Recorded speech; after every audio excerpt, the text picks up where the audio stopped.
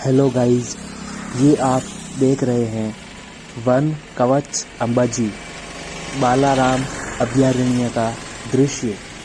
ये वन कवच बालाराम अभयारण्य का ये मुख्य प्रवेश द्वार है। इस अभयारण्य में आयुर्वेदिक औषधीय पौधों को श्यामपट्ट सहित दिखाया गया है। अभी हम मुख्य द्वार से अंदर प्रवेश कर रहे हैं। यह बालाराम अभयारण्य का कार्यालय स्थित है। दाहिनी ओर करोड़ा का पौधा है। इस वन कवच बालाराम अभयारण्य का लोकार्पण गुजरात के श्री भूपेंद्र भाई पटेल ने किया था। ये अभयारण्य एक औषधीय पौधे के रूप में जाना जाता है। अभयारण्य के बाईं ओर भालू को एक जंगल में विचरण करते हुए दिखाया गया है। यहाँ पर दूत कुमारी नामक यानी धृत कुमारी को दर्शाया गया है। इस धृत कुमारी के प्रयोग से कब्ज से मुक्ति पाने में मदद मिलती है। धृत कुमारी का दूसरा नाम एलोवेरा के नाम से भी इसको जाना जाता है। धृत कुमारी के रस की 1-2 बूंद नाक में डालने से भी लाभ होता है। कुमारी लवण को 3-6 ग्राम तक की मात्रा में छाछ के साथ सेवन करें। इससे लीवर, तीली का बढ़ना, पेट की गैस, पेट में दर्द और पाचन तंत्र से जुड़ी अन्य समस्याओं में लाभ होता है। ये वन कवच उद्यान बालाराम अभयारण्य या वन कवच अंबाजी के नाम से जाना जाता है।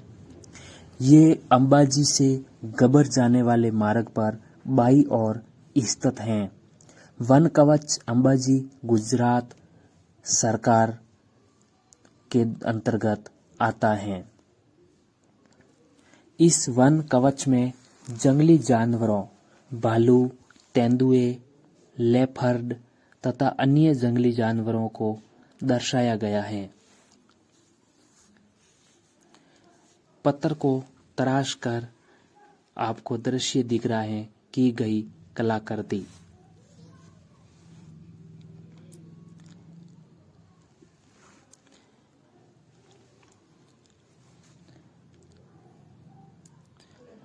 वन कवच अंबाजी गुजरात फॉरेस्ट डिपार्टमेंट।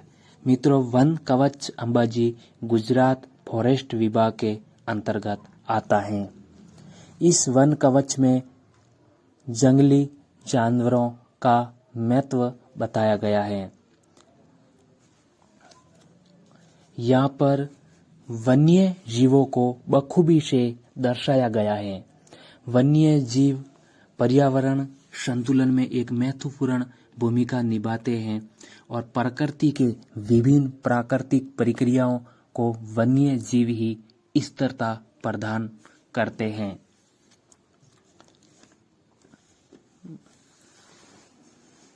मित्रों, यहाँ पर एक ब्रिज को भी सुंदर कलाकृति के रूप में छोटे लोहे के ब्रिज को दर्शाया गया है।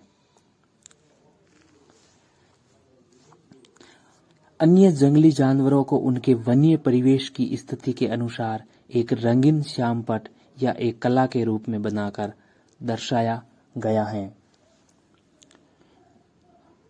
आगे आपको जो ये पौधे दिखाई दे रहे हैं, ये पील घंटी के पौधे हैं। ये एक सुंदर स्वच्छ फूल वाला पेड़ है जिसमें कई फूल एक साथ होते हैं। इस पौधे के फूल बहुत सुंदर और सुगंधित होते हैं। ये उद्यान की सुंदरता को बढ़ाता है।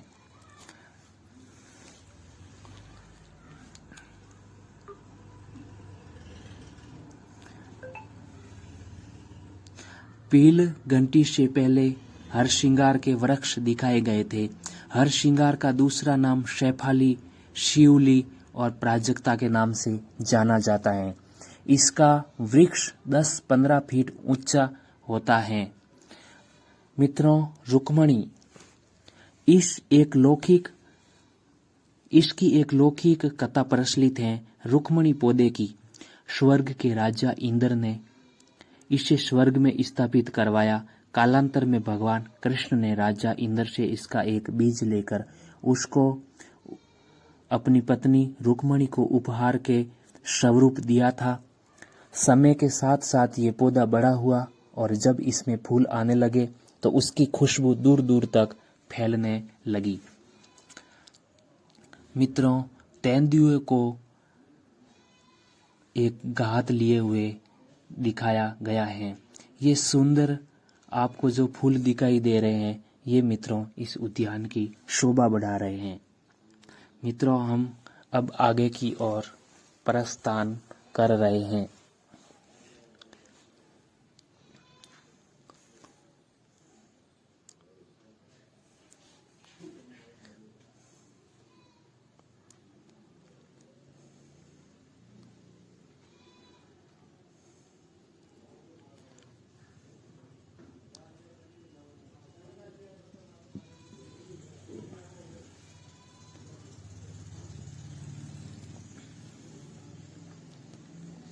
मित्रों, यहाँ से हम और आगे प्रस्थान करेंगे।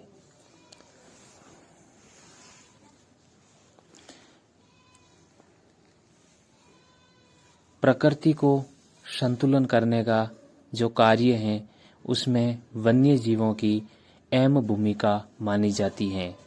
वन्य जीव प्रकृति का भी हिस्सा माना जाता है।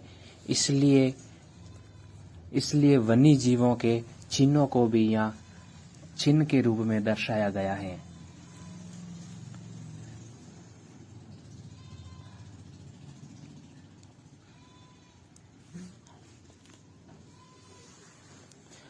मित्रों, इस उद्यान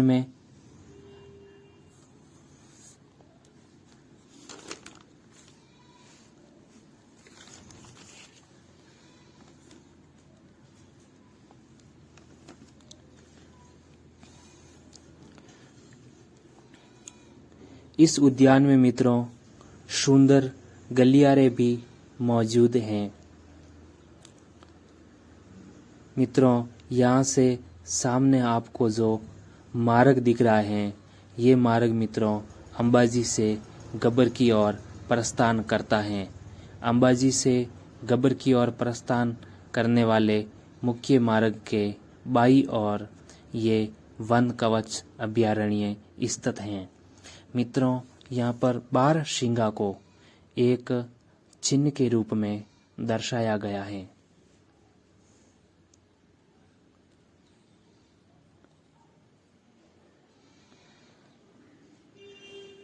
बारहसिंगा हिरण को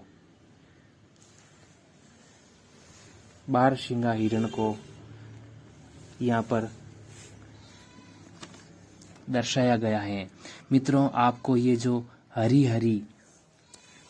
ये हरे पौधे दिखाई दे रहे हैं जिसके ऊपर फूल लगे हुए हैं, मित्रों ये पौधा कैचुरीनी का पौधा है। मित्रों, कैचुरीनी एक सुंदर फूलों वाला जहरीला पौधा है जो शाकाहारी वन्य प्राणी के लिए जानलेवा होता है।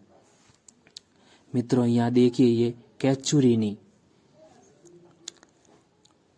ये सारे दोनों तरफ जो आपको हरी टहनियाँ दिख रही हैं, ये मित्रों कैचुरीनी का पौधा है जो शाकाहारी वन्य प्राणी के लिए जानलेवा है।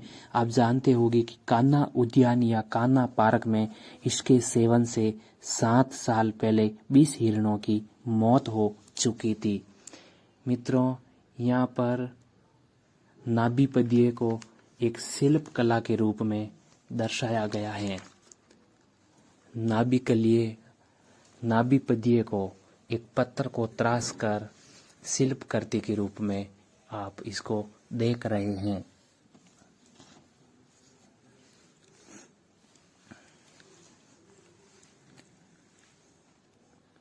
अभी हम यहाँ से आगे प्रस्थान कर रहे हैं। अभी आपको आगे का मित्रों व्यू बताएंगे।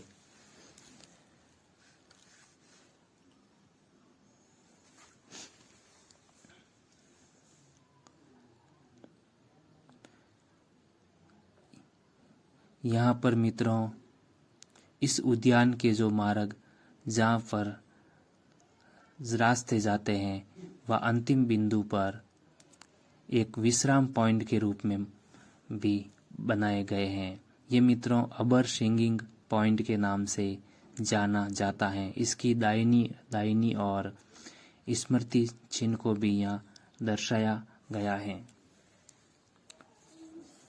मित्रों ये वही स्थान है जिसके दाई और बाई तरफ दोनों मुख्य गेट से अंदर प्रवेश करने के बाद में यहाँ से दाहिनी और बाई और दोनों और इस उद्यान के दो रास्ते जाते हैं जो दूर दूर तक वन्य उद्यान को अलग अलग स्मृति चिन्ह में औषधीय पौधों को यहाँ पर दिखाया गया है। यहाँ पर मादा भालू को अपने बच्चे के साथ विचरण करते हुए भी दिखाया गया है।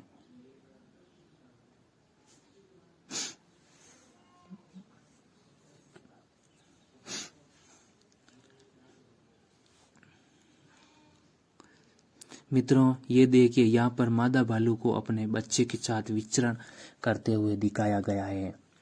बच्चा मादा भालू के साथ पीठ पर सवार होकर आनंदित हो रहा है। पशुओं की प्रकृति व उसका स्वभाव मनुष्य को काफी कुछ सिखा जाता है।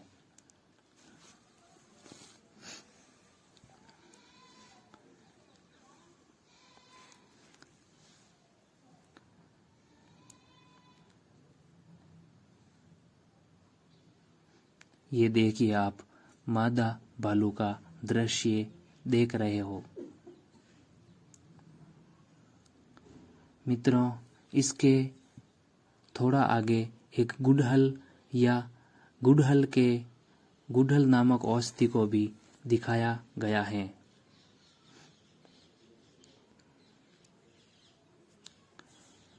इस उद्यान के अलग अलग स्थानों पर हर पौधे के पास में रंगीन श्यामपट्ट भी मौजूद हैं। इस श्यामपट्ट पर संस्कृत लिपि में, देवनागरी लिपि में, संस्कृत भाषा में कुछ श्लोक भी लिखे गए हैं।